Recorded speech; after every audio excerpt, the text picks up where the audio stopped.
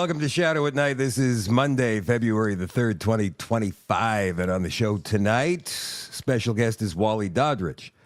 Who's Wally Daudrich, you might be asking yourself right now, even if you live in Manitoba and you happen to be a conservative voter.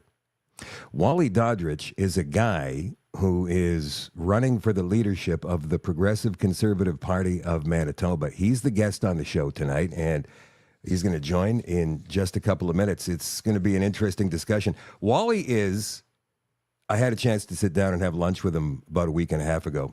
He's a regular guy. He's not what you would expect when it comes to a politician. He's just a guy with a lot of great ideas, and he's a businessman also. He runs a very successful business up in Churchill, Manitoba. For those of you who don't know what Churchill is, it's a seaport, and it's being improved to be a year-round seaport right now, at least the area of Churchill, not necessarily the town of Churchill. But Wally runs a very successful tourism business up there where he brings people up to watch whales and seals and polar bears in the Northern Lights, and thinks that there's all kinds of potential in this province, as do many of us, and wonders why we're a have-not province. So we're going to ask Wally some pointed questions tonight. We're going to get to know him, and I'm looking forward to the show. Tariffs. They were supposed to kick in tomorrow, but now they're not, because Justin Trudeau, with all the bluster of the past week, maybe 2 weeks or 3 weeks, Canada will not roll over. Canada will fight back. Remember on Saturday night, he came out with his press conference and he said, we're going to hit back with tariffs totaling $155 billion. And Trump said, if Canada retaliates, we're only going to make things worse, which I'm sure he talked to Trudeau today about on the telephone. They had two calls today. There was one this morning and then there was one late this afternoon. So here is Donald Trump after the first phone call to Trudeau this morning. On Canada, when you talk to Justin Trudeau again, is there anything he can give you at 3 p.m. when you talk again to also I don't know. Pause, I don't know. like you said with Mexico? I don't know. We have big deficits with Canada, like we do with all countries. I mean, I look at some of the deals made, I say, who the hell made these deals are so bad? But with Canada, I have a talk with him, you maybe know or maybe not. We're going to meet again or talk again at 3 o'clock, right after my next meeting, and we'll see what happens. I can't tell you what's going to happen. You mentioned that he could agree to change your mind on the tariffs? Well, we can always, look, what I'd like to see, Canada become our 51st state. We give them protection, military protection. We don't need them to build our cars. I'd rather see Detroit or South Carolina or any one of our, Tennessee, any one of our states build the cars. They can do it very easily. We don't need them for the cars. We don't need them for lumber. We don't need them for anything. We don't need them for energy. We have more energy than they do. We don't need them for energy. So I say, why are we doing this? Why are we willing to lose between $100 billion and $200 billion a year? We don't need them. As a state, it's different. As a state, it's much different. And there are no tariffs. So I'd love to see that, but some people say that would be a long shot. If people wanted to play the game right, it would be 100% certain that they'd become a state. But a lot of people don't like to play the game because they don't have a threshold of pain. And there would be some pain, but not a lot. The pain would be really there. So we're going to meet again by phone at 3 o'clock, and we'll let you know what that's. All right, so that phone call did happen. And here's the statement that Trudeau issued just after that meeting took place. I just had a good call with President Trump. Canada is implementing our $1.3 billion border plan, which, by the way, he doesn't mention here, is stretched out over 6 years. I'm not sure if Trump even knows that. Reinforcing the border with new choppers, technology, and personnel, enhanced coordination with our American partners, and increased resources to stop the flow of fentanyl. Well, didn't Trudeau just say that there really isn't that much fentanyl flowing? And now he's saying we're going to stop the flow of fentanyl. Nearly 10,000 frontline personnel are and will be working on protecting the border. In addition, Canada is making new commitments to appoint a fentanyl czar. This is new. We will list cartels as terrorists. Ensure 24/7 eyes on the border. You mean we didn't have that before? Launch a Canada-U.S. joint strike force to combat organized crime, fentanyl, and money laundering. I've also signed a new intelligence directive on organized crime and fentanyl, and we will be backing it with $200 million. Proposed tariffs will be paused for at least 30 days while we work together.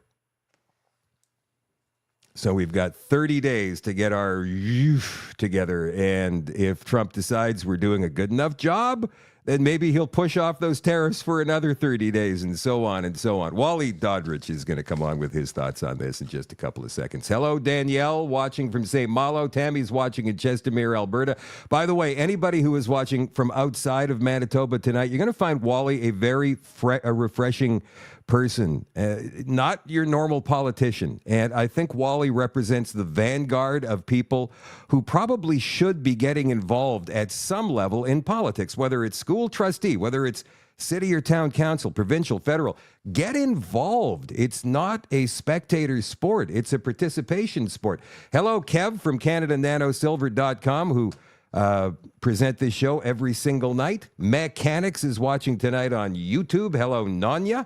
Hello, Dawson, watching in Maple Ridge, British Columbia. Debbie is watching in Tabor, Alberta. Sandra in Kingston. Anyone else feeling a little hopeless? No. You shouldn't be feeling hopeless. Mark is watching in Winnipeg on YouTube. Greg is watching in Kingston. John is watching tonight as well. Wherever you're watching from, whatever platform you're watching on, like Rumble, where Nana Sue and Esky Dog and Crivier and Patricia0711 and Nutsy and Vilma Dayu are watching tonight. Get it out there. Like and share to as many people as you possibly can, my friends. This information is important, and people need to hear it. All right, let's bring on our guest. It's Wally Daudrich. Wally is running for the leadership of the Progressive Conservative Party of Manitoba. Wally, welcome to the show, and thank you for coming on tonight. Well, thanks for having me today, Shadow. I did watch the clip that you had of President Trump, and it reminds me, when I think about Trudeau, Kevin O'Leary refers to him as the mouse in the kitchen. I remember Proverbs 29:11 says, "A fool uttereth his mind, but a wise man keepeth it in until after." I agree. Let me ask you this. With all this bluster that's been happening, and we've had this so-called Team Canada approach, right? So Trudeau has been talking with all of the premiers and a couple of his cabinet ministers, and I think Melanie Joly went down to the United States and met with Democrat senators and Congress people, which I thought was ridiculous. Even Wab Kinew, the premier of Manitoba, has been trying to figure out ways to keep American investment out of Manitoba, to exclude American companies from bidding on contracts and whatnot. If you were sitting in that premier's chair right now and for the last couple of weeks, what would your approach have been? I would say right off the hop that I wouldn't be blurting out all of my potential actions, because you want to hold your cards close to you. You want to look at this kind of like a chess game, and you got to look 4 or 5, 6 moves ahead of time to see exactly what you're going to end up with. And President Trump, of course, is a consummate deal maker, and he's looking to fluster Mr. Trudeau. And Mr. Trudeau, unfortunately, is showing up to a gunfight with a knife. He is way over his head, and we need to get rid of him as quickly as possible. He is the idiot king, as Mr. Trump has said. Yeah, I would tend to agree with that. I think most of Canada would tend to agree with that. He has announced his intention to resign. Mark Carney is the anointed one. He's the next guy in line. What are your thoughts on this guy? It's the same people that are backing Mark Carney that will be just moving offices and moving from Trudeau's office to Carney's office. It'll be the same carbon tax. It'll be the same anti-resource and anti-development that we've seen for the last 10 years with Trudeau. So no change. Okay, let me ask you this before we get into who you are, because I'm sure there's a lot of people who's this Wally Daudrich guy? right? I mean, there's a lot of people who go like, Wally Daudrich, who's Wally Daudrich? But you and I had this great lunch meeting about a week and a half ago, as I was saying earlier, and we talked about Manitoba and why it's a have-not province and how many minerals and resources are in the ground here and how we can develop the North. I mean, you spend a lot of your time up in the North. You run that very successful business in Churchill, the tourism. You bring people up there. You take them around. You know, you've kept pretty much that town alive for the past 20 or 25 years. What can Manitoba do, Wally, to get off the dole? You know, we talk often about reinventing the wheel. We don't have to reinvent the wheel here in Manitoba. We can just look at our sister provinces over in Saskatchewan. We used to laugh at our cousins in Saskatchewan and say, wow, you know, make fun of them. But the reality is, under Brad Wall, he did a great job resurrecting their resource sector. Just last year in potash alone, they did between 21 and $22 billion in revenue just in potash. Can you imagine what their oil and gas sector and their hard rock mining sector, fully 1/3 of their budget, their yearly budget, is funded by royalties and ancillary benefits from the resource sector. And that's what I'd want to do here in Manitoba. Why hasn't that been done yet? I mean, we did have Brian Pallister in charge for a few years. You would think that he would have allowed that kind of thing to happen. He's a staunch conservative. Why don't we do this? Well, you know, I was a board member with the party for 12 years. I heard a lot of the discussions in the background, and basically the mood came from Ottawa that we don't want resource development, that we don't want to have egress for our resources in Manitoba or in Western Canada. And, you know, Danielle Smith, she jumped on and she's putting up a good fight. And I love what she's doing. I think that Manitoba could actually be the wheelhouse for exporting resources from Western Canada via a new port. Yeah, we talked about that, but let's get back to what you just said. What do you mean, like they don't want to develop the resources here? Where does that come from? Well, it's the whole philosophy of the extremist left, the extreme environmentalists. Our own premier, for instance, has signed a document called the LEAP Manifesto, and it's a group of elites who have pledged not to do any mining or resource development. So that's a non-starter. You know, I hope that somehow he can change his attitude towards that, but I don't hold a whole lot of hope.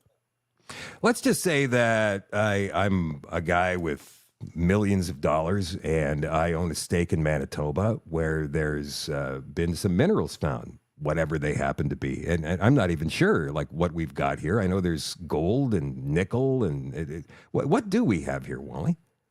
You know what? We have a great potential resource that's already started, and that's potash in southwestern Manitoba.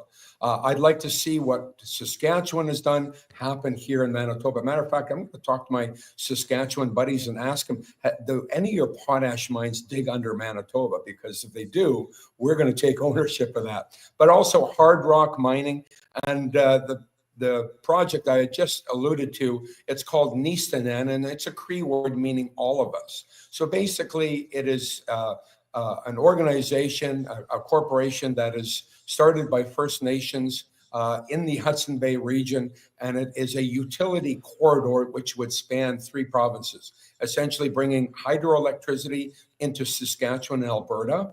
And we could repurpose our Bipole 3, which was so wastefully spent money on, and we could bring hydro to Alberta and hydrocarbons from Alberta to tidal water, which is what they are desperately needing, and what Manitoba would draw so much benefit from this project, to have egress or an exit into Hudson Bay and the North Atlantic, and it would actually benefit all Manitobans. So you're talking about that port project, which is under development right now, correct? It's actually the project has through various governments seen some money for basically find out route information through Manitoba and Saskatchewan.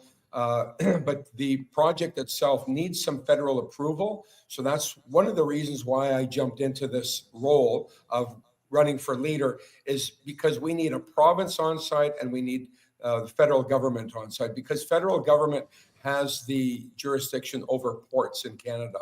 So Pierre, and I've spoken to him, I don't want to speak for him, but I believe that he would be all on site for this mega project, which would bring between 80 and 100 billion dollars of investment into Manitoba.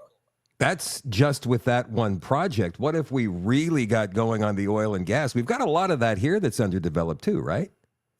We do. And the other thing is we're on the edge of the Bakken field in North Dakota and Saskatchewan. We could actually be moving oil and natural gas from North Dakota, get this, taking it from the States and actually exporting it through a viable 12-month-a-year port on the Hudson Bay coastline, just north of the Nelson River.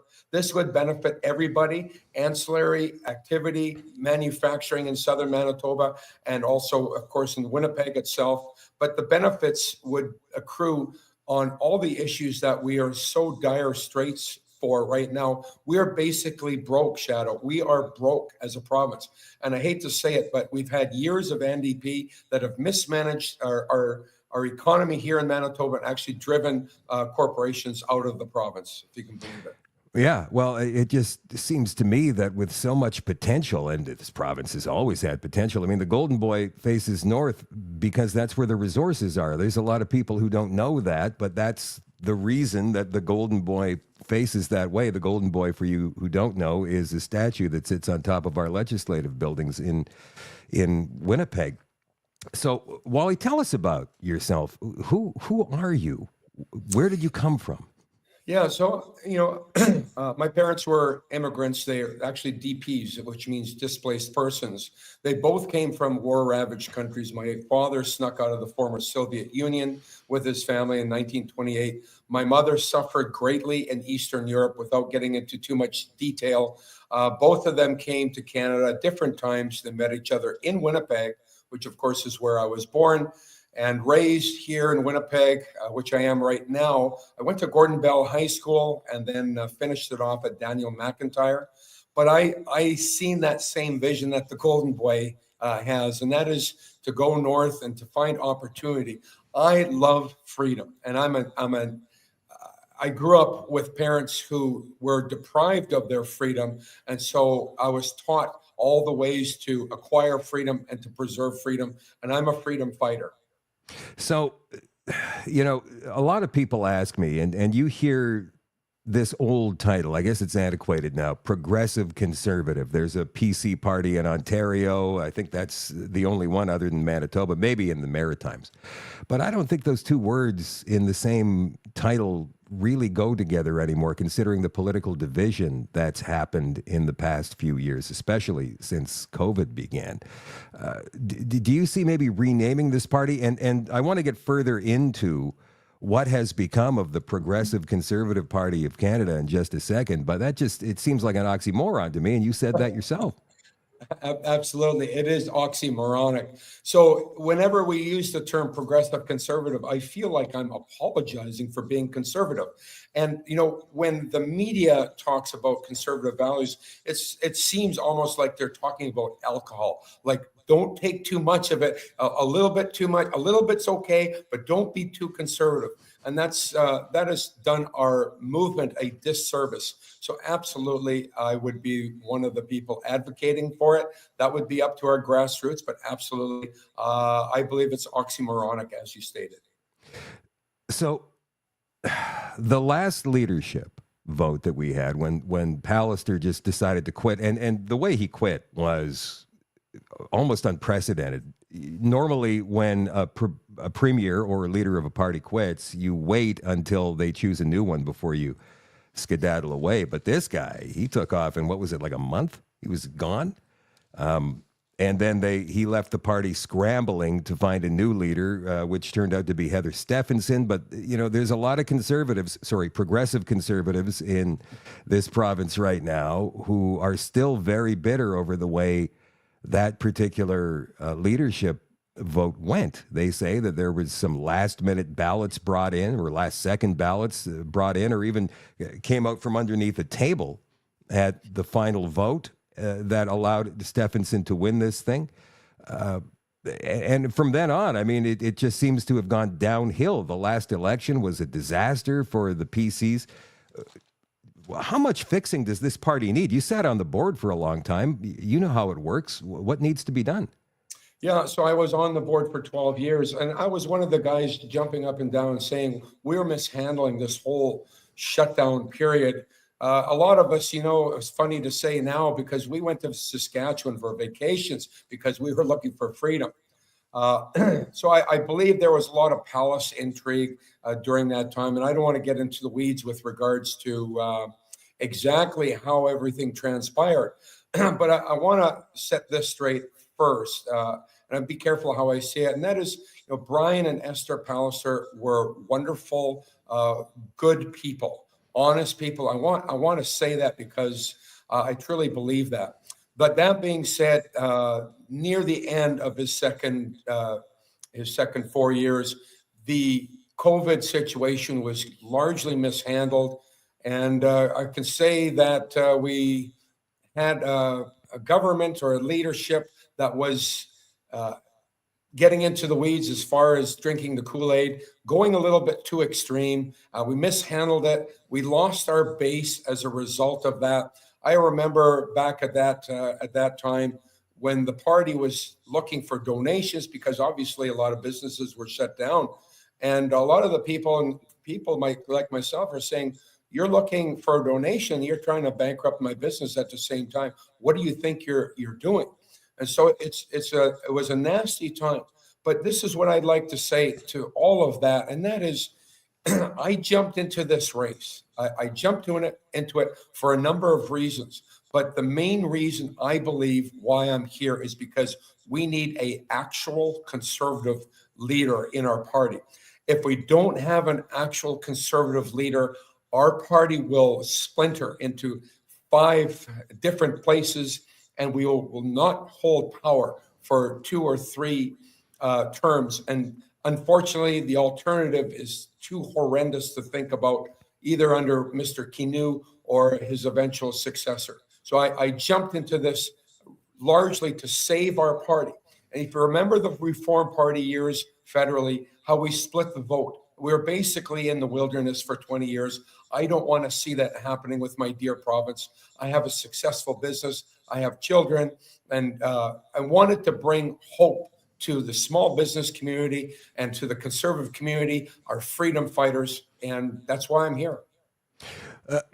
Wally, we've got a problem in our school system right now, and we've got a young lady named Raylyn who has been leading the charge on getting the word out about pornography in our schools. And she's been making videos, and those videos have been titled, "Those Books Aren't in My Kid's School," because, the title denotes people in denial. And yet they are, and she goes ahead and she reads certain passages from these books in each one of her videos. And her question to you is, what would you do about getting those books removed? I mean, we're talking about children as young as 6 and 7 years old hearing some incredibly, when I play her videos on this show, there are people in the comment section who say, I can't stand it. I can't stand it. I'll come back when it's over. It's that bad. Yeah. What could you do to get the ball rolling and get rid of those things?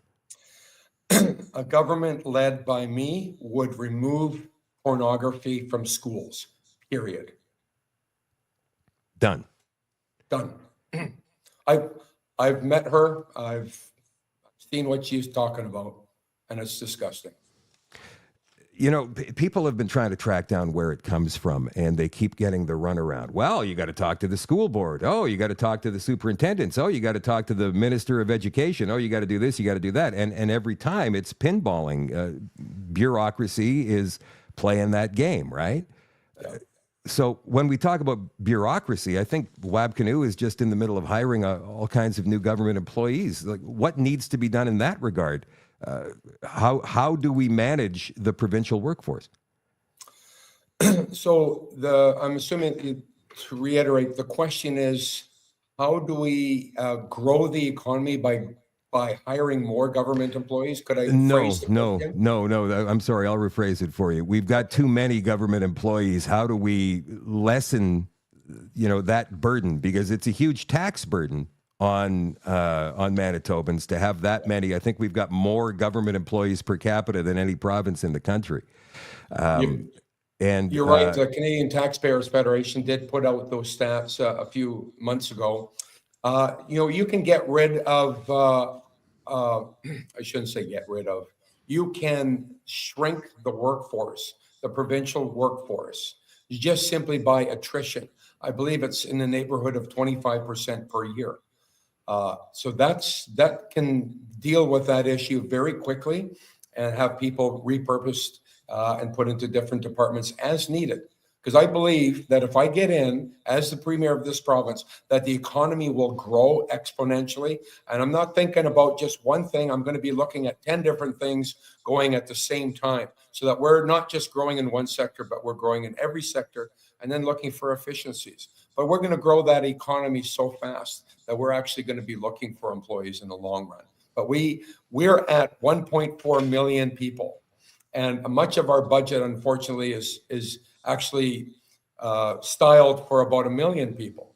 So issues like our police, law and order in this province, hospitals, our medical system, our infrastructure system, which is $9 billion in deficit right now. So many of these things are looking for our attention, but the way that we do it is we grow our economy, we grow ourselves out of this, but at the same time, managing costs. And I completely agree. We don't run our province like the post office. We need to run our province like a business. And that's what I am. I'm not a politician. I hate taking on that term. I am a businessman, and I know that you have to have enough money at the end of the month to make your payments and enough money to have your money that you use to invest in the future.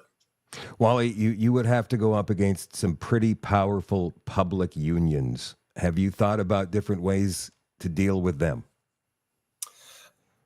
If you're growing the economy, what you're doing is you're not just adding jobs, but you're adding value to jobs. The jobs that we're talking about are high-paying jobs.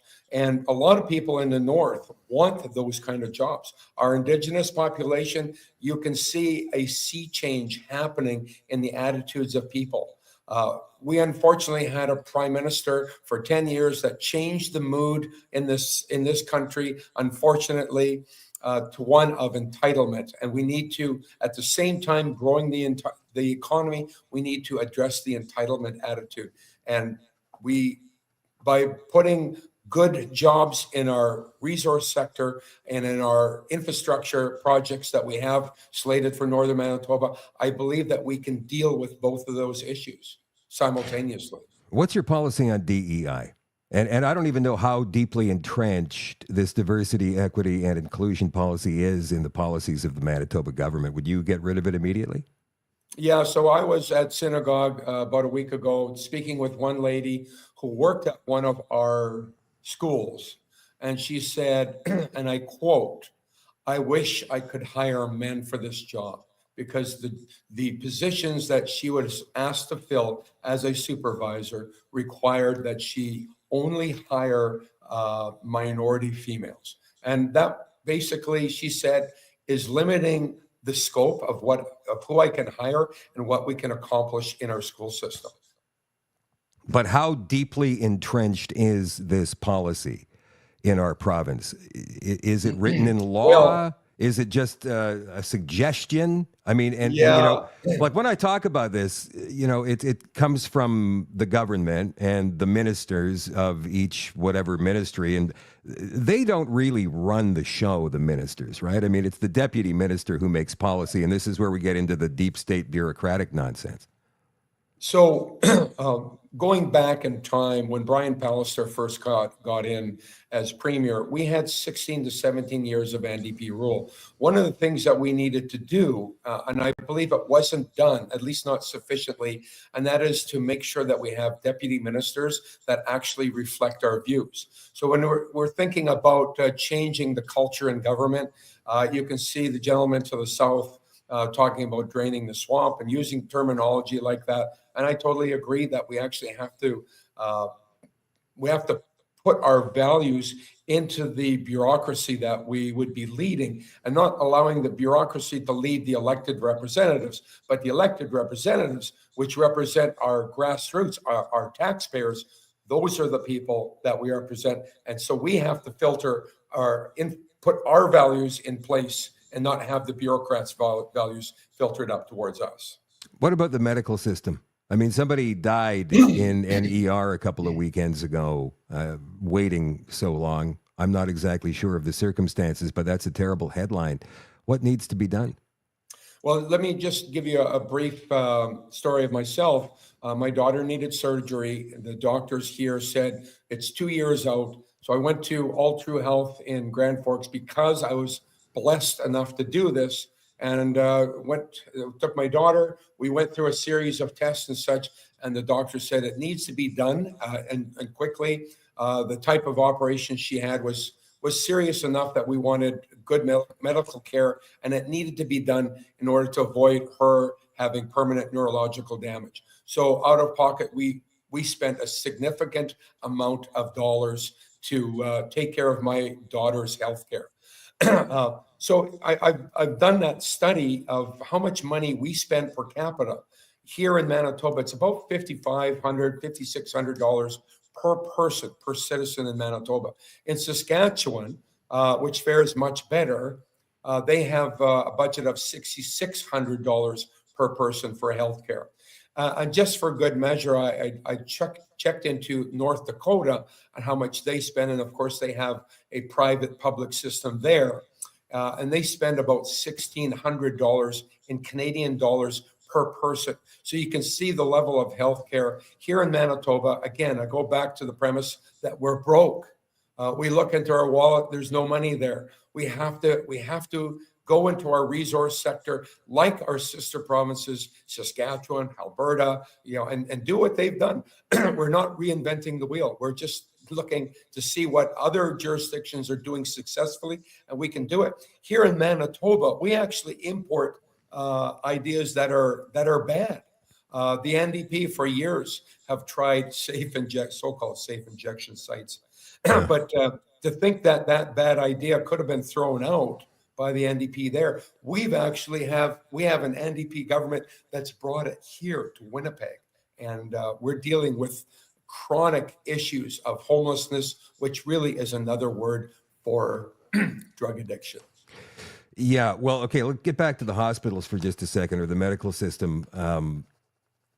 Does the system need to change itself? I mean, I remember when Pallister, changed the emergencies into urgent care. I thought that was a good start. He was attacked by the NDP. He was attacked by the media for pretty much shuttering emergencies, which he did not do. There are still 3 huge emergency rooms in the city and all kinds of urgent care centers elsewhere. He did do a little bit anyway, on some of the smaller rural communities in terms of medical service. But what needs to happen, and how much can you change the system under the laws of Canada? So again, I'd like to laud what Premier Pallister did as far as balancing the budget is concerned. But the reality is we're broke. We need to increase the size of our economy. And then we can look at our sister province, Saskatchewan, to see what Saskatchewan has done. And they have brought in some private delivery, not insurance, but private delivery, meaning things became more efficient under a system that was that prioritized the patient. So I'm a businessman. I like to run our party like a business. I'd like to run our government of Manitoba like a business. And I'm looking at how much money we take in, how much money we put out. And I realize, oh, you know what? We're broke. Our guest is Wally Daudrich. He is running to become the leader of the Progressive Conservative Party of Manitoba. Regular guy, businessman, grew up in Winnipeg, spent, 12 years on the board of the Progressive Conservative Party of Manitoba. You have run in a couple of elections. Was it federally or provincially, Wally? Yes, twice federally. And that was up north, right? In that massive riding? It was in the Churchill riding. So I visited pretty much all the communities except for two. I door knocked on 20,000 doors, and we increased our vote share from 10% to almost 20%, and then the second time from 20% to almost about 28%. So the problem there was you just got to have a third chance. I think on the third run, you build up enough momentum that could have made it. It seems to me that First Nations people in this country, not just in Manitoba, but in Canada altogether, seem married somehow to either the NDP or the Liberal Party. And it seems like a historical thing. Why is that? You know, I know a lot of Indigenous people, and of course, Churchill is a majority Indigenous community. So I've lived in Indigenous communities the vast majority of my life. And this is what I would say to that: people who think that that work doesn't get done on Indigenous communities. The voters actually are the union people, whether it's the teachers union, whether it's the nurses union. And I'm not saying all of them vote one particular way, but I would hazard to guess that if you added up all the numbers in these communities, that you actually see the NDP vote is sprouting up, not amongst the Indigenous voters, although I'm sure they do have their share, but it's actually the unions, and you can see how they pander to the unions in northern Manitoba. The reality is, again, we're broke, and if we can offer private sector jobs and have private sector jobs brought into northern Manitoba, we would change the landscape, the political landscape of Manitoba. Crime. I was downtown in Winnipeg the other day, and I don't want people to accuse me of having perimeteritis. I know I've got it, but I don't want to be accused of having it. Winnipeg, obviously, is the center of this province. It's the economic hub. It's where most of the people of Manitoba live. There are 1.4 million, as you said, in this province, and 900 and some odd thousand of them are in the capital region. Crime is out of control, Wally. I was downtown 2 nights ago, and I'm not a guy to walk around with my head on a swivel most times.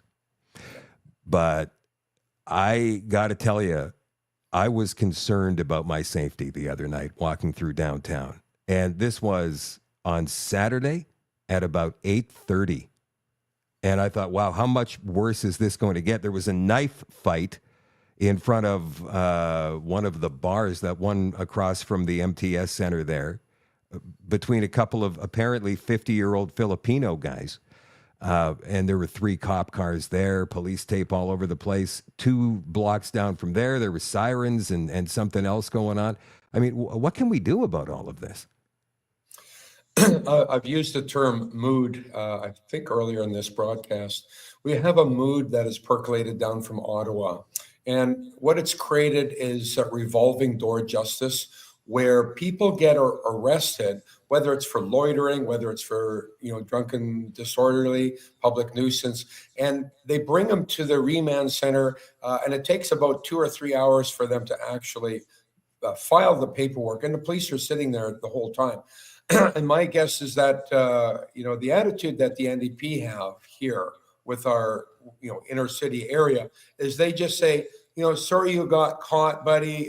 Better luck next time, and you'll be out in a few minutes. And literally before the police are actually back in their precinct, that the person they arrested is back out on the street, and that same person is probably guilty of 20 of the same offenses that they just created.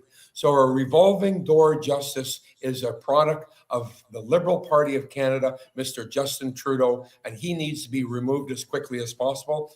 And then from the perspective of our province, we need to stop acting as if we're on 1990s budgets for our law and order. We actually have to give the police the tools and hire more police. And that sounds like it's a pat answer, but the reality is the police need to be back out on the streets in greater numbers.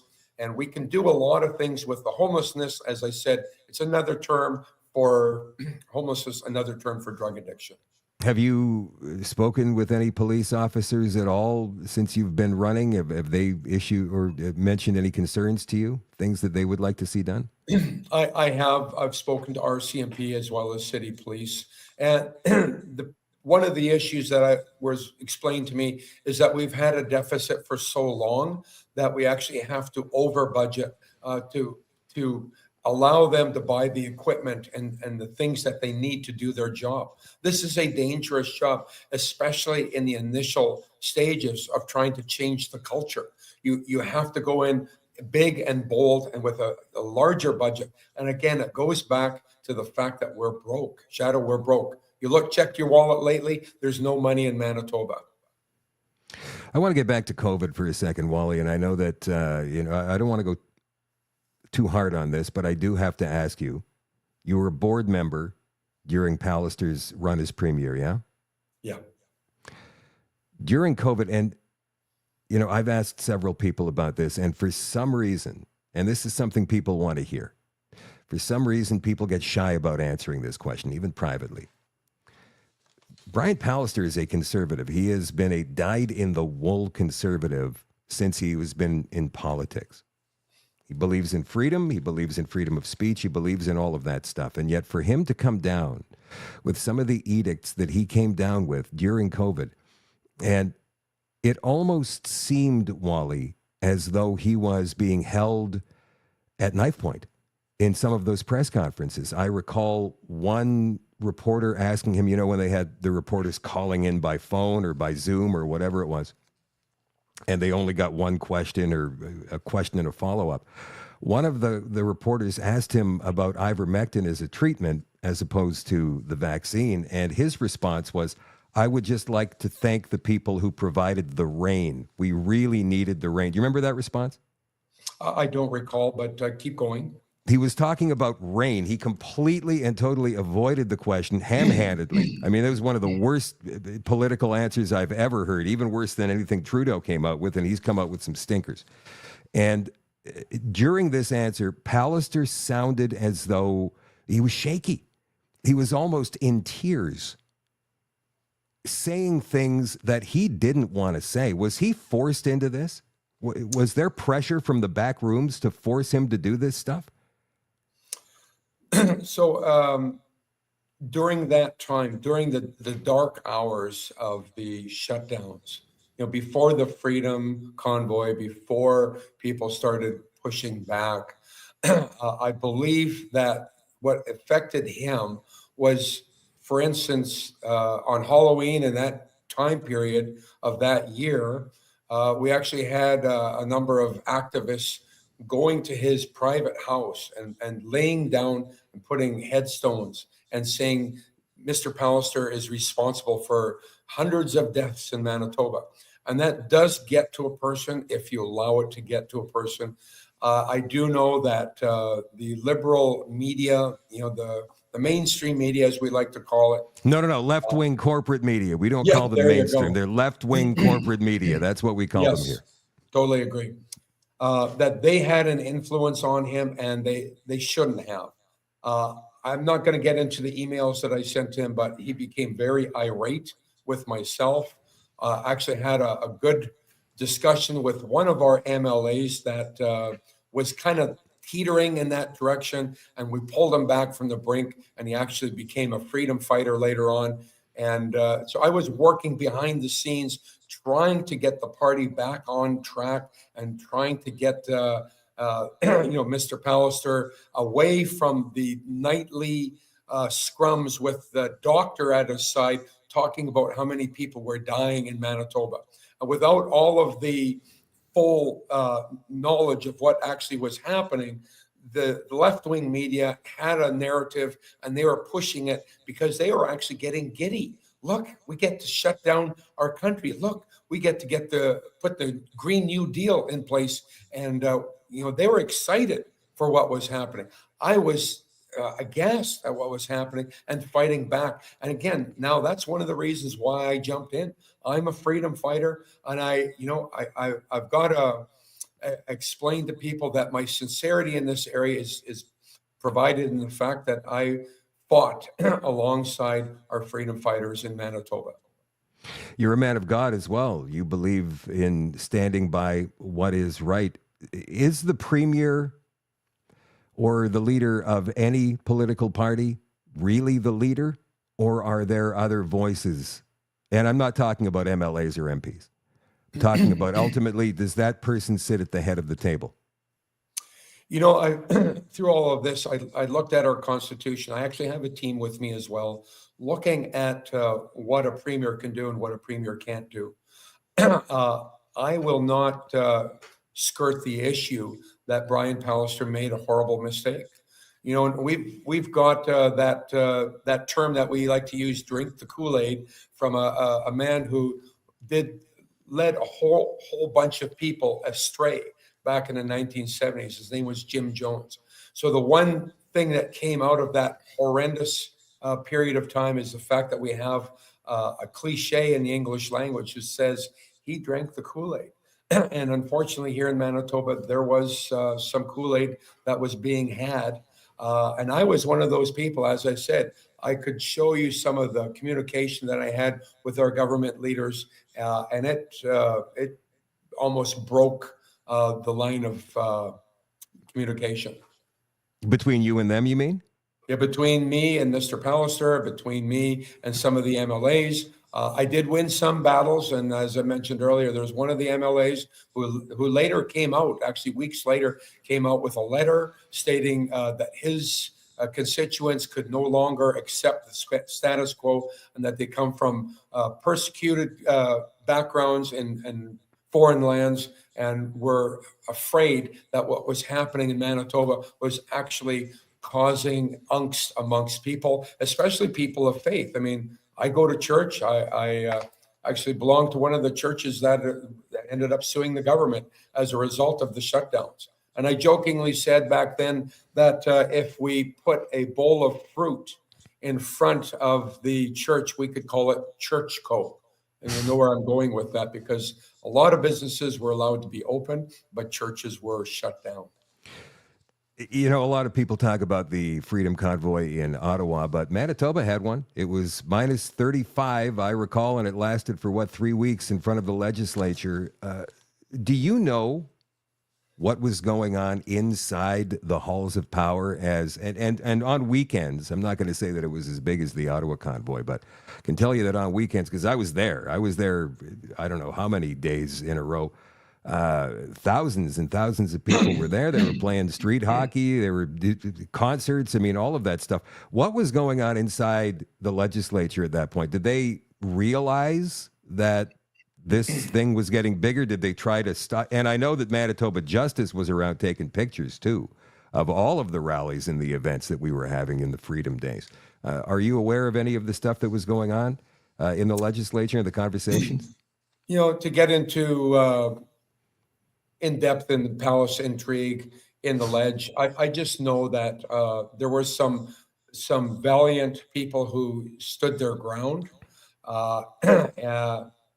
and there was a lot of consternation from the leadership. Eventually, Brian Pallister was let out, as you said, because there was so much division under his leadership that a number of people essentially asked him to leave, and it was very unusual circumstances. And again, I just go back to the mishandling of the government. It did not need to be to that extent. We had a government in Saskatchewan that was, maybe, well, I would say was shut down too many things as well. Shut down its economy too much, but at least they made it through, and at least they respected the people. The governor of South Dakota, Kristi Noem, she was one of the people in the stateside who stood out. And I remember watching an interview at that time done by a school that was asking her these very same questions about the shutdowns and such. And she said two things. She said, first of all, we have a hotline that we can talk to all the governors in the U.S. to see what they're doing with regards to this. And then she said, and this is the best part, she said, I looked at the Constitution, the American Constitution, and she said, I could only do what the Constitution allowed. So there was no mandates, there was no shutdowns, but she did give directives to hospitals, to seniors' homes, special care homes, and First Nations, and said, you need to take precautions, you need to do what you can, because this is real, but she did not interfere with the rights of the individual. And for that, I applaud Kristi Noem. The party is split right now. It's not in the best shape. How can you repair it? How can you bring everybody back together? I've been in touch with many of the disparate parts of our party, meaning some of the freedom folks that had given up on the party. And when they meet me, when they talk to me, and obviously opportunities like this, that I have to convince them that that there is a way through this, and the alternative is so horrible to think of, that we might have 2 terms of the NDP, ruining our economy. I just think of what they're teaching in the schools. I just think of the tax, the burden that they will bring, and the further deterioration of our business climate. The alternative is too hard to think of. And again, that's one of the reasons why I joined this race, is because we need a true conservative. If we don't have a true conservative winning this race, I predict that our party will metastasize, it will splinter, and you'll see 2 or 3 different directions. I know people who are waiting in the wings, waiting, sadly, to see me fail, but I don't believe I will. But they're waiting to see that so that they can start their new parties. And I've always said this, and I'll end with this, and that is, conservatives don't run away from problems. We run to problems. And we have a party that's in trouble. Yes, it is. It was controlled by elites. It lost its way. It ceased to become a conservative party for a number of years. We need to bring it back from the edge. We need to rescue the party, get it out of debt, increase our membership, and actually get our caucus, our colleagues on side with the right messaging, because we're not giving an appropriate opposition in the ledge right now. Your opponent seems prone to be playing political games. And right now, I think he's talking to the left-wing corporate media about you not having a seat, and because of that, you should not be a candidate to be the leader of the party. But that's nothing new. That's happened several times in the past, right? Yes, I mean, Danielle Smith is a perfect example. You know, she got into power. She had the support of 3 caucus members. I actually have the support of 3 caucus members as well. I'm not going to name them, but we need to revamp the party. We need to call an AGM within 1 month of me becoming the leader, and we need to elect new executives, a new CEO of the party, and then we have to do a forensic audit to see where all our money of our membership has been foolishly spent. We need to go back 2 or 3 years and look at all of those numbers, because people have a mistrust in politicians. Let's face it. All across the Western world, you can see in groups of people that are leading new parties into power. And we see what's happening in the States right now. There's a historic mistrust of our institutions and a historic mistrust of politicians. So the sincerity factor has to be part of the equation when choosing a new leader. If a person is not trustworthy, then they should not lead our party and our province. How do you propose dealing with the left-wing corporate media? I mean, and it's funny to watch the Winnipeg Free Press and CBC Manitoba running around, taking Obby Khan's side right now. That's, by the way, that's Wally's opponent, for those of you that don't know. He's a football player. I think he's served, 3-4 years of a term in office right now. I'm not sure exactly how long he's been in there. But once a leader is chosen for this party, then obviously the left-wing corporate media is going to vilify that leader because he will be a conservative. How do you plan on dealing with them? Before I joined this race, I actually bought part of the Winnipeg Sun. I would encourage all your subscribers to get a subscription to the Sun as well. We've spoken let me just say, Kevin Klein is doing a great job with that newspaper. It's now completely locally owned. It's not owned by Post Media out of Toronto anymore. I think he's doing a great job with it. And he's got Marty Gold in there writing for him a couple of times a week, which I think is a great move as well. So, congratulations on that for sure. Yeah, so, in dealing with the media, I've seen how our past leaders took the media at face value. You can't, there are some reporters They're paid to talk crap about conservatives, and I understand it. There's actually some reporters in that mainstream media that actually do have some scruples, but you can't take them at face value in the sense that on an issue, for instance, a few weeks ago, I was called out, for saying that a trans man with a dress or a man with a dress is still a man with a dress. You're right. These You're right. Absolutely right. these facts matter in our society, and we need leadership that actually has a backbone that stands up and says these things. It's almost Were they beyond. demanding that you apologize for that remark? Well, they've demanded for a number of things that the media, together with my opponent, has made a number of demands, and those demands will go unheeded because you know what? We got to stand for these things. Otherwise, our society, I believe, will reach a point of critical mass where things start falling apart. And parts of downtown Winnipeg and the North End, they are ruled by the street gangs. We need to take those places back.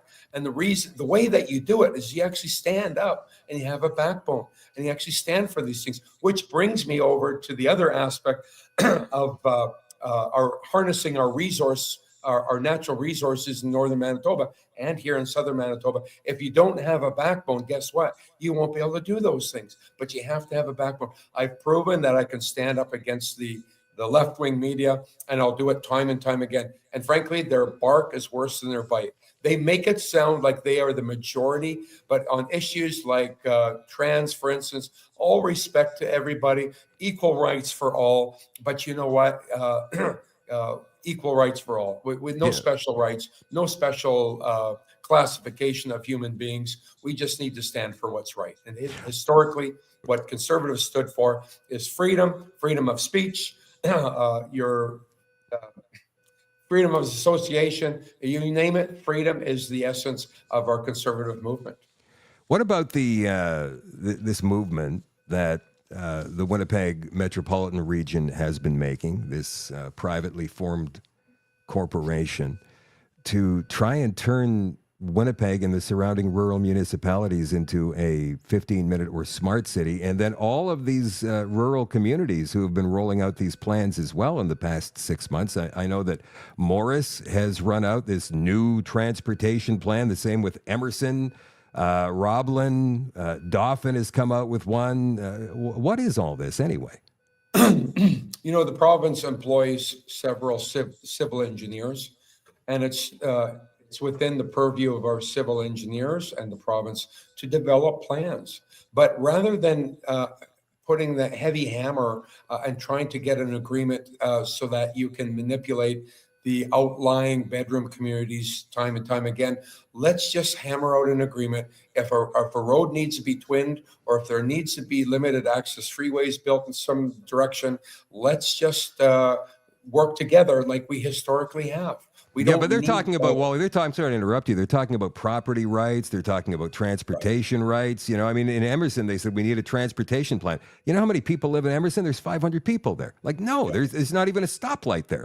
And all of these plans are very similar in their wording. And when you look at the UN plan, which is part of ICLEI, which is part of the Partners for Climate Protection, which is part of the Canadian Federation of Municipalities, you start to see what they're doing here. Right? Well, a lot of this money to promote these plans came from the federal government, and they are trying to manipulate our communities around the capital, the city of Winnipeg. I don't agree with any of it.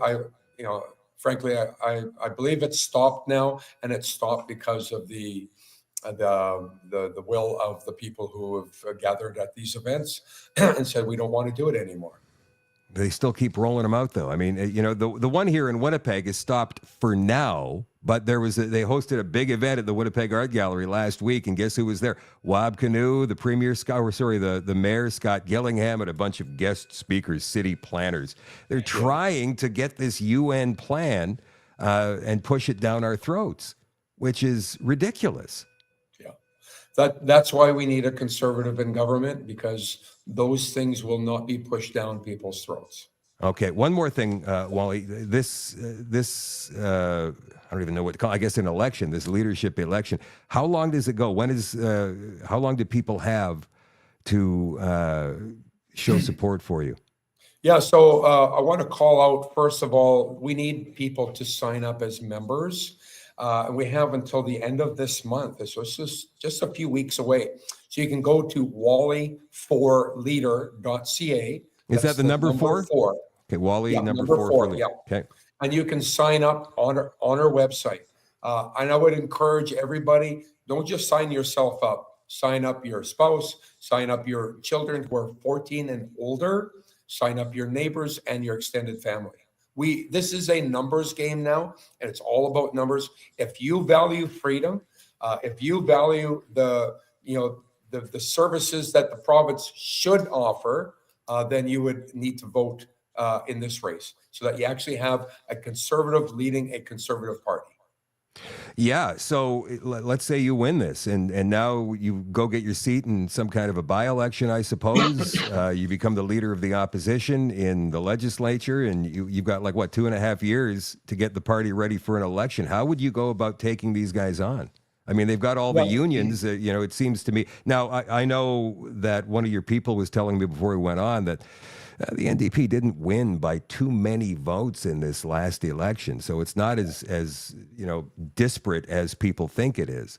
And I don't want to ask what your strategy is going to be. Obviously, I don't want to give it away, but how do you plan on taking these guys on? Yeah, the numbers are not that dramatic. Even though we mishandled things as a party, those numbers, I believe it was around 3,200, spread over about 12 ridings, and bringing the party back together is part of my plan, because the last election, our base stayed home. They were mad at us because of the way we mishandled the nomination election. So that's why they stayed home. There's a lot of people that were angry with us. And so we need to go back and turn around and look at those people and say, hey, we're sorry the way we handled things. In my business, what we do is we are pleasing our clients. And that's what we need to do as a party, is we actually need to look at our membership and do things that actually make them pleased at how we interact with them. That's more communication, better communication, sincerity, and getting out into the coffee shops for me and our MLAs, and actually asking our MLAs to call into the ridings, doing our base, building up our membership, and continue to build up the party until an election, which I don't think is going to be 2.5 years away. I think it's going to be a lot sooner. So do I. I think Wab Kinew is the next federal leader of the NDP. They're going to have their own leadership election, and right then and there, they're going to call a snap. What's the website again? wallyforleader.ca. Okay, wallyforleader.ca. Man, I wish you the best, Wally. I want to thank you for coming on tonight, and I'd like to see you be the next leader of the PCs of Manitoba. That'd be something. You could come on every couple of weeks and tell us what you're doing. You bet. Hey, can I say just a hi to my sister, Esther? She's out in Lac Bonnet. Okay, cool. Hello, Esther. She's a big fan of your Shadow. Hi, Esther. How are you? Nice to see you. And Wally, thank you for coming on tonight. We'll do this again. You bet. Okay, take care. Okay, Thank you. There is Wally Daudrich, who is running to be the leader of the Progressive Conservative Party of Manitoba. Wally for number 4, wallyforleader.ca. All right, there's a couple more things I want to cover before we get into the extension tonight for the All Access folks on shadowdavis.com. And that is an interview that was done on Church and State with hang on just a second, G. Van Fleet, who is the author of a book called Mao's America. She grew up in China as China was becoming a communist nation. She was born in the 1940s, and she saw how it changed under Mao Zedong. And now she sees it happening here, and she's writing books to warn people about it. As a matter of fact, we're going to try and get her on the show one of these nights in the next couple of weeks. But here's how we're going to do that. Here's how we're going to get bigger guests on this show. We need followers. Now, as it stands on Facebook, there are 57,500 followers. That's decent. On Rumble, there are 7,000 followers. That's we could use more. On X, we've got about 11,500 followers. And on YouTube, we have 2,500 followers. That's right. There's only 2,500 followers on the YouTube channel. Now, having said that, this is my third or fourth YouTube channel because they keep getting taken down for some reason. But nonetheless, we need to grow all platforms if we want to take this show to the next level where we can get the real big name guests. So if you want to see the real big name guests on this show, if you want to see them interact with me, you guys got to follow on all platforms, right? Let's get those numbers up. They're going to see that and they're going to go, wow, this guy's got like 100,000 followers. We need to get on that show. And then we're going to start really rolling. I want to thank you guys for your incredible support of this show for the last 4 years. Without it, this show would not exist. So thank you very much for all of that. Before Trudeau capitulated this morning and decided that, yes, he was going to cave to Donald Trump's demands and strengthen the border and spend all this money, Pierre Poilievre gave a press conference, and here's what he said. These tariffs are unjustified and they are wrong. The United States needs to do more on its border, and so do we. But frankly, it should not take a foreign leader to get our government to reverse its deadly policies that are killing our people. It is not for President Trump or any other foreign leader that I want to stop fentanyl in my country. It's so that not one more mother has to bury her face in her hands in the terrible agony of learning her son died in a back alley somewhere from this poison. And that is why I will take back control of Canada's borders. My common sense, Canada First plan should immediately be adopted by Parliament. We must recall Parliament now and put Liberal Party power struggles aside so that we can adopt this plan to save our people and secure our borders. The plan: immediately deploy military troops, helicopters, and surveillance to the border to spot and intercept risks. As the recent remarks by the Canadian Forces Chief of the Defence Staff, General Jenny Kerrigan, offered earlier this month, we can deploy military assets into the sky, whether helicopters or other surveillance tools, and we should do so. In fact, we should have done so long ago. 2, expand the powers of CBSA border agents to patrol everywhere along the border, not just at official border crossings. 3, hire 2,000, at least 2,000 new CBSA agents to intercept illegal crossers, drugs, guns, and other dangerous law breaking. 4, install high-powered scanners at all major land crossings and shipping ports. These scanners can see through the walls of containers and vehicles to spot drugs, guns, and stolen cars. 5, build border surveillance towers that we can deploy on and use to scan the landscape and detect incursions. Also, deploy truck-mounted drone systems that can spot incursions from the sky. 6, track departures. We should keep track of who's leaving so that we know which deportees are still in our country. As I said at the outset, the government amazingly doesn't know how many people are here illegally. How are we supposed to protect our borders when there could be over 500,000 people inside those borders illegally, according to the government's own admissions? We will pay for the Canada First border plan by scrapping the Liberal gun buyback and cutting bureaucracy. Hi, Michelle Gassoub, CBC, and if we could get an answer in French as well, please. You're not going to ask me to step aside and let the Liberals stay in power through to eternity, as your CBC colleague said yesterday. You've called on the Prime Minister to bring back Parliament and pass your plan to counter Donald Trump's tariffs. Does that mean you're willing to work with other parties to come up with an agreed-upon plan before voting on confidence and bringing down the government? Well, of course, we can't do any of those things because Justin Trudeau and the Liberals have shut Parliament. Parliament is closed. You should direct your question to the Liberals. Why, in the middle of this crisis, have the Liberal Party powers put themselves ahead of Canadians? They're in the middle of a Liberal Party power struggle.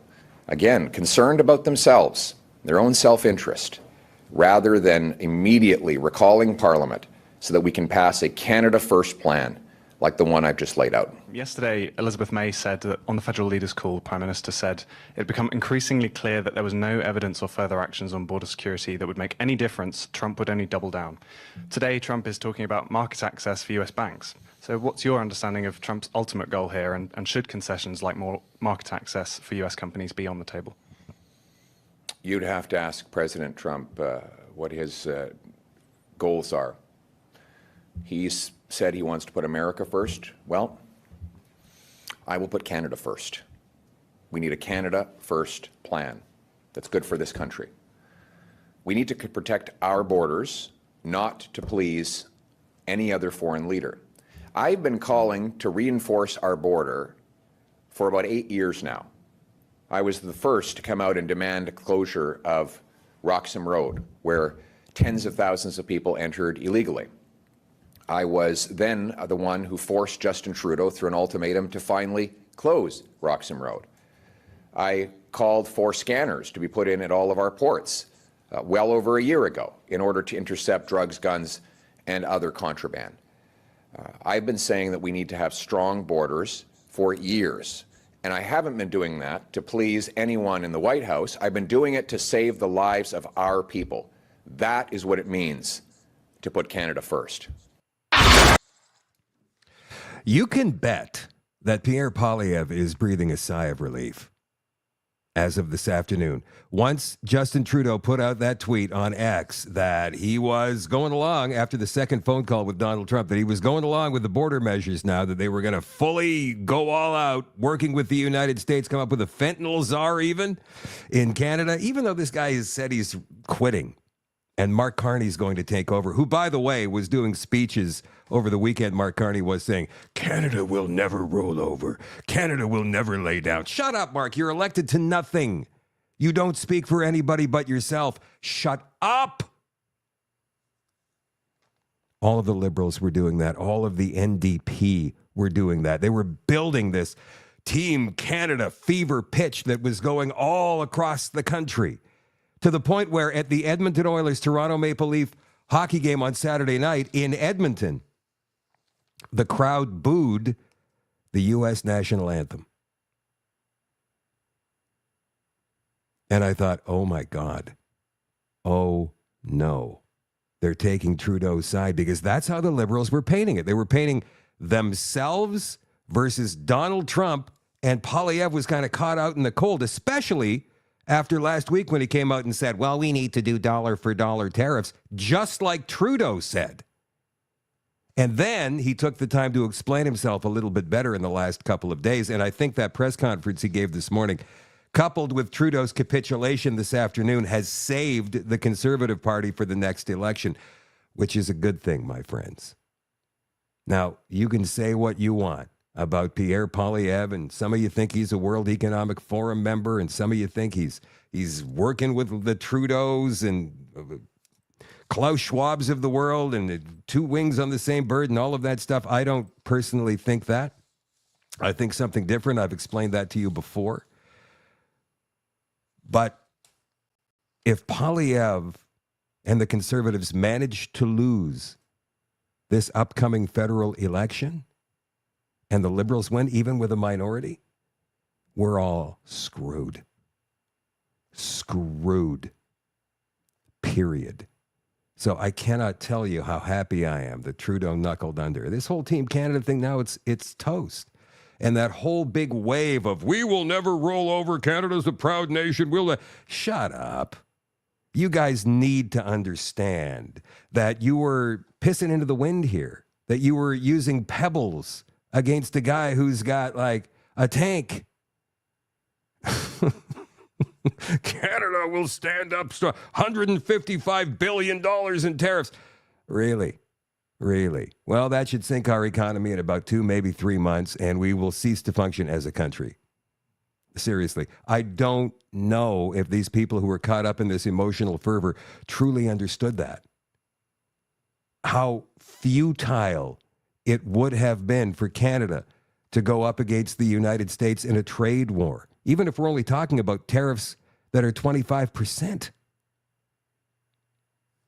That would take its toll. So now the tariffs have been delayed for a month. And in that time, I guess Trump is going to be looking at Trudeau's response on the border. And if it's good enough, maybe he'll delay the tariffs for another 30 days and eventually just forget about them altogether. Although he has said, even today, that he wants Canada to be the 51st state. Now, speaking of Donald Trump, he also had some words on Ukraine today, which I thought were very interesting. We're telling Ukraine they have very valuable rare earth. We want what we put up to go in terms of a guarantee. We want a guarantee. We're handing them money hand over fist. We're giving them equipment. European is not keeping up with us. They should equalize. And look, we have an ocean in between. They don't. It's more important for them than it is for us. But they're way below us in terms of money. And they should be paying at least equal. They should really be paying much more than us, but let's say equal to us. And they're billions and billions of dollars below. So we're looking to do a deal with Ukraine where they're going to secure what we're giving them with their rare earth and other things. He wants Ukraine's rare earth minerals. That's hilarious. So how much money has gone to Ukraine? Here's a video of Volodymyr Zelensky talking to a couple of reporters saying, I don't know where the money is, at least not all of it. Дивіться, я коли чую, і раніше чув, і сьогодні ми чуємо від Сполучених Штатів Америки. Obviously, for those of you just listening now and not watching, you're going to have to look at your screen for the next minute and 15 seconds because there are subtitles at the bottom. Що Америка дала Україні сотні мільярдів, 177, якщо сказати більш точно. Така звучала точна цифра, яку підтримували або голосував Конгрес, тощо різні організації. Дивіться, я як президент воюючої країни вам говорю, ми отримали більше 75. Тобто 100 мільярдів з цих 177, або 200, говорять навіть деякі люди, ми ніколи не отримували. І це важливо. Бо ми говоримо про конкретні речі, бо ми отримали це не грошима, а зброєю. Ми зброї отримали на 70 з чимось мільярдів. Є навчання, тренування, є додатковий транспорт, є не тільки ціну на зброю, були гуманітарні програми, соціальні тощо. Але коли говорять, що Україна під час війни отримала 200 мільярдів на підтримку армії тощо, це неправда. Я не знаю, де всі ці гроші. Wait a minute. Hold on just a second. The Americans have given $177 billion to Ukraine since the beginning of all this nonsense. And he's only seen $75 billion of it? Well, where's the other $102 billion? Anybody? You know, I'll bet I know who knows the answer to that question. Boyd Anderson. Boyd Anderson joins the show tomorrow night. And Chris Scott from the Whistle Stop Cafe is going to give us the Alberta perspective on all of the nonsense that's going on Wednesday night. So we've got a full roster of guests this week on the Shadow at Night live stream, you guys. Coming up in the extension, an interview from a show called Church and State with Xi Van Fleet, who is a survivor of communist China, has written several books, including Mao's America, a survivor's warning. I found this interesting, so we're going to put this on the extension tonight, again, for all access pass holders at shadowdavis.com. And if you're not an all access pass holder, then you go to shadowdavis.com and become one. Like it's spelled like that. right there at the bottom of the screen, SHADOEDAVIS.com. Become an all access. And then you can go ahead and watch all of the extra content. Plus, you can go ahead and join the Shadow at Night community on Telegram and actually speak with all of us during the extension every weeknight just after the social media part of the show is over. Shadow at Night live stream is brought to you by CanadaNanoSilver.com. Comparing Crest toothpaste to SilverSuticals toothpaste. First, we're starting out with Crest. It's a classic, it's an original. It's what I've used most of my life. But that being said, it does have its problems. First off, the consistency is so weird and thick, and I get it's a paste, but it really doesn't spread that well.